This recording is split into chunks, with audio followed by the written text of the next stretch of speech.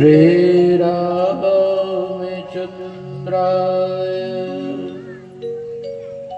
वंशी विभूषितकरान्नवनीरुदाभात्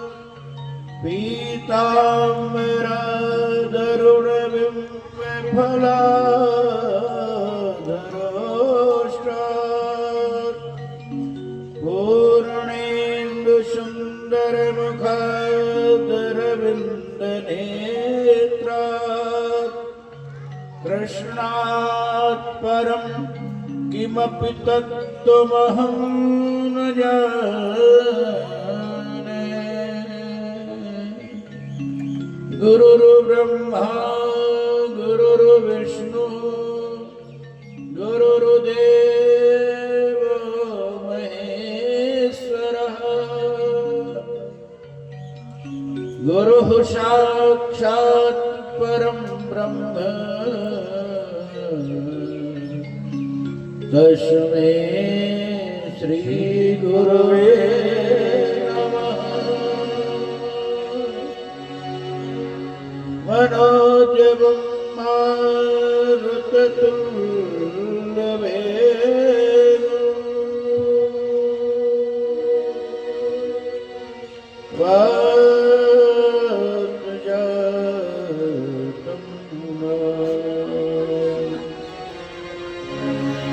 भक्त भक्ति भगवंत गुरु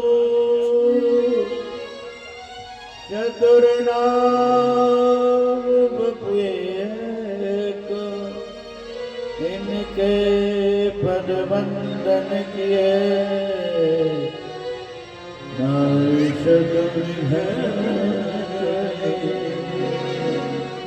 अतुलित बलधाम हेम शैलाभदेहो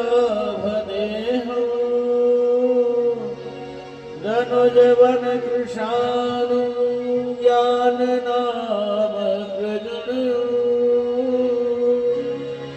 सकल गुण निधान वानराणामधीशो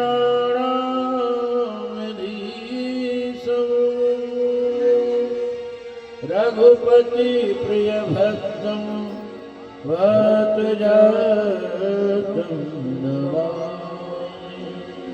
नारायणं नमस्कृत्य नरं चैव नरोत्तमं देवीं सरस्वतीं व्यासं ततो जयमुदीरये। राधा मेरी स्वामिनी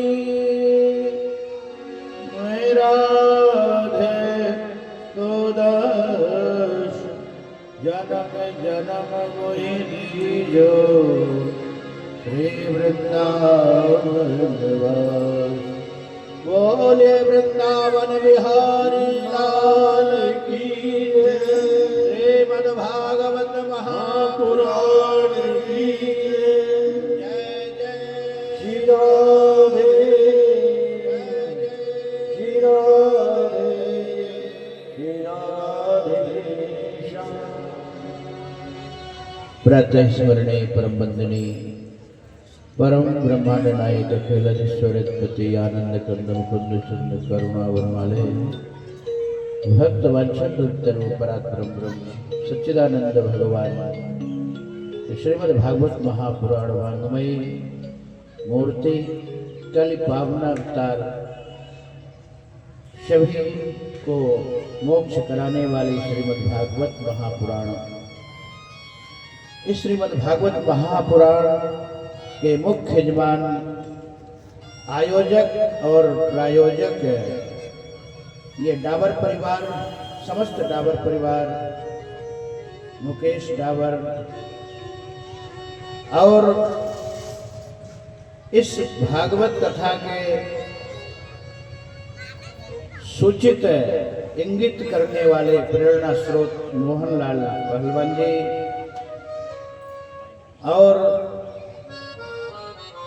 हमारे श्रीमद् भागवत ज्ञान यज्ञ के मूल पाठ कर रहे हैं हमारे पंडित तारसेन मोलसिंह जी और डॉक्टर गोपाल परिवार, चावला परिवार, सैनी परिवार और मेरे श्रीमद् भागवत कथा में साथ दे रहे हैं। संगीत में श्री गोविंद श्री धाम गौशाला शर्मा जी, हमारे राकेश निकोटिया जी, और अब ये ढोलक में जो तबला में साथ दे रहे हैं, इनका नाम तो नहीं जानते, इनको बताएगा प्रिंस जी। और हमारे साथ देने वाले वर्तमान के हनुमान जी एमपी जी। मैंने नाम पूछा था, आपका नाम क्या बोले? एमपी। अब एमपी तो मध्य प्रदेश भी होता है, एमपी से अब कौन कौन क्या होता है तो निकाल लेंगे। मेंबर पार्लियामेंट भी होता है, बहुत होते हैं, मूर्ख प्राणी भी कहते हैं। और हमारे भाई बैठे हैं, ये भी साथ दे रहे हैं। और दूर दूर तक इस ज्ञान यज्ञ को पहुंचाने वाले हमारे ये सभी माइक वाले भाई, मेरा ये देखो अरुण इनका नाम है, और दूरदर्शन देखो सब तक पहुंचा रहे, बढ़िया वीडियो बना रहे, फेसबुक में लाइव और यूट्यूब में मैं भी कर रहा हूँ। ये कार्यक्रम आप यूट्यूब चैनल, मेरा भागवत वाटिका चैनल है, आप लोग देख सकते हैं, फेसबुक व्हाट्सएप से जुड़ सकते हैं।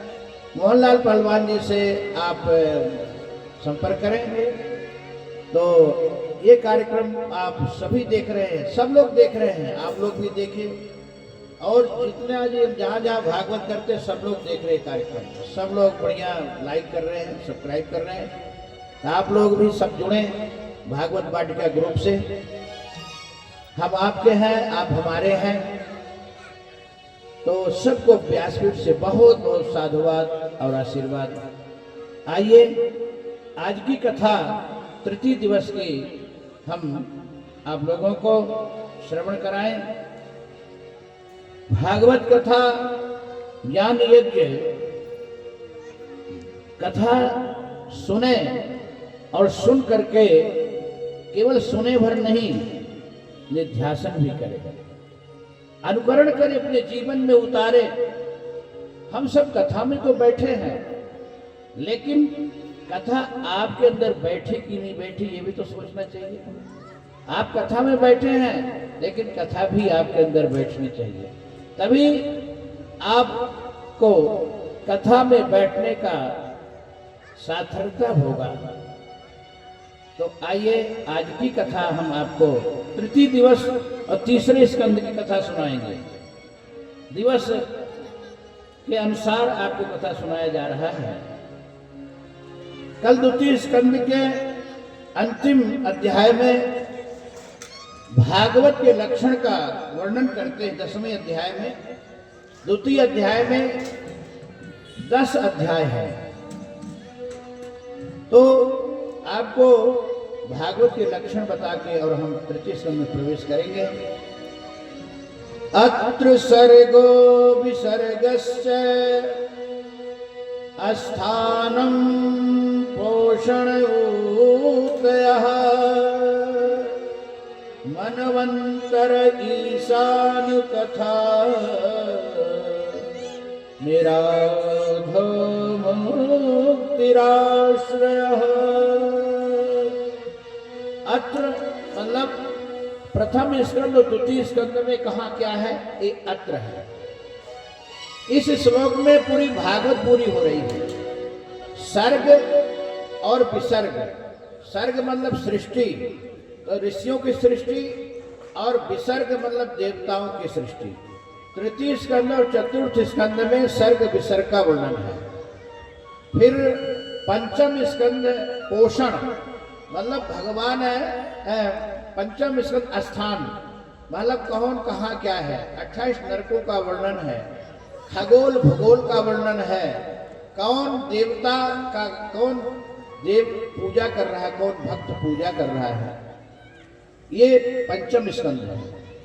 षष्ठम स्कंद स्थान को पोषण, भगवान अपने भक्त का कैसे पोषण करते हैं, पालन हारक है ना भगवान। अजामिलोपाख्यान है, अजामिल की भगवान कैसे सुरक्षा करते हैं। फिर सप्तम स्कंद ऊतय, ऊतय मतलब वासना। हर व्यक्ति के अंदर वासना रहती है, दो वासना रहती है, एक सद वासना, दूसरा असद वासना। सद वासना प्रहलाद के जीवन में है, असद वासना हिरण्यकश्यप के जीवन में है। तो हमारे अंदर सद वासना होनी चाहिए, असद वासना नहीं। फिर अष्टम स्कंद मनवंतर, मतलब कितने मनवंतर होते हैं, 14 मनवंतर होते हैं और 14 मनु होते हैं, और हर मनवंतर में भगवान का अवतार होता है। कल हम कह रहे थे कि कलयुगे प्रथम चरणे, ये कली का प्रथम चरण चल रहा, और अष्टम मनवंतरे, इस समय अष्टम मनवंतर चल रहा है। और अष्टम मनवंतर का क्या नाम है? वैवस्वत मनवंतरे, वैवस्वत मनवंतर चल रहा है। नवम स्कंद ईशान कथा, ईशान मतलब इतिहास, सूर्य वंश के राजाओं का वर्णन और चंद्र वंश के राजाओं का वर्णन। नौवें स्कंद में 24 अध्याय है। 12 अध्याय में राजा सूर्य वंश राजाओं का वर्णन है। भगवान राम का प्रादुर्भाव सूर्य वंश में हुआ है, और फिर 12 अध्याय में चंद्र वंशों का वर्णन है। चंद्र वंश में भगवान कृष्ण का समागम होता है, भगवान कृष्ण का जन्म होता है। फिर दशम स्कंद निरोधो, निरोध मतलब कोई कैसे भी राक्षस श्रापित हैं, क्रोध करके आ रहे, भगवान को मारने आ रहे हैं, लेकिन भगवान के हाथ मर के उद्धार हो रहा है। तो ये दशम स्कंद निरोध लीला है। फिर 11 मुक्ति और 12 आश्रय। ये शौनकाद ऋषियों ने अंतिम में प्रश्न पूछे थे, 6वें प्रश्न में, कि भगवान श्याम सुंदर इस धराधाम में जब गए, गोलोक धाम में, तो धर्म किसके शरण में गया है? ये धर्म भागवत आश्रय, भागवत का आश्रय लिया है। ये भागवत आप सुन रहे हैं, ये अपना धर्म कर रहे हैं, ये सबसे बड़ा धर्म है। भागवत धर्म से बड़ा और कोई धर्म नहीं है। जो भागवत कर रहा है सबसे बड़ा धर्म है।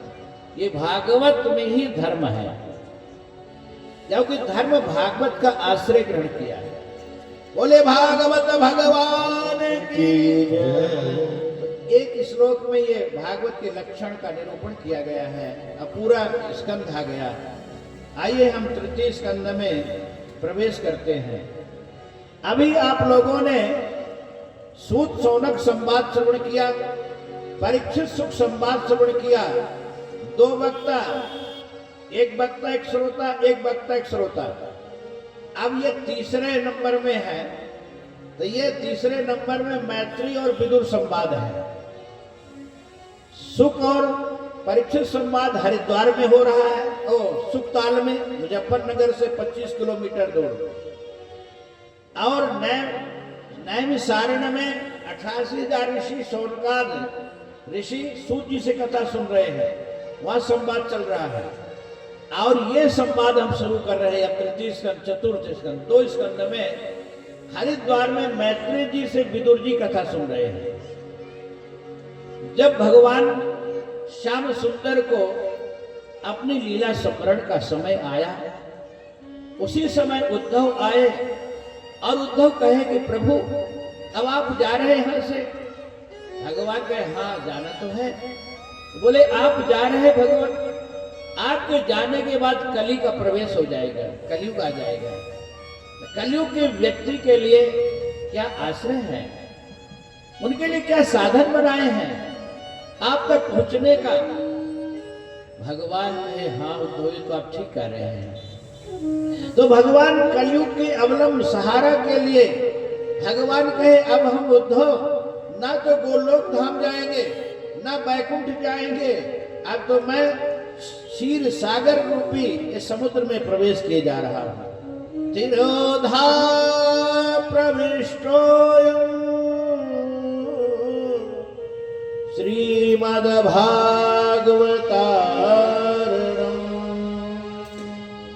भगवान भगवान कलयुग के भक्तों के लिए श्रीमद् भागवत रूप में प्रवेश कर गए। बोलो राधे राधे। राधे राधे। तो भागवत धर्ममय है और दूसरा भगवान कृष्णमय है।